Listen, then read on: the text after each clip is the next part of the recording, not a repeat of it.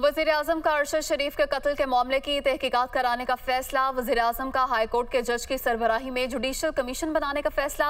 अदालती कमीशन के सरबराह civil society और मीडिया से भी रुकन ले सकेंगे।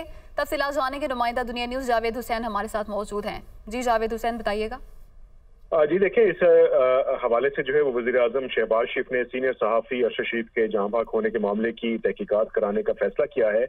और इस हवाले से जो वज़ीर इत्तलात हैं मरियम औरंगज़ेब, उनकी जानिब से भी तस्दीक की गई है और कहा गया है कि वज़ीर-ए-आज़म का हाई कोर्ट के जज की सरबराही में जुडिशल कमीशन बनाने का फैसला किया गया है और अदालती कमीशन के सरबराह हक़ाइक़ के तयन के लिए सिविल सोसाइटी और मीडिया से भी कमीशन में रुकन लिए जा सकेंगे। और वज़ीर-ए-आज़म ने यह फैसला जो अरशद शरीफ के जहां भाग होने के असल हक़ाइक़ के तयन के लिए किया गया है।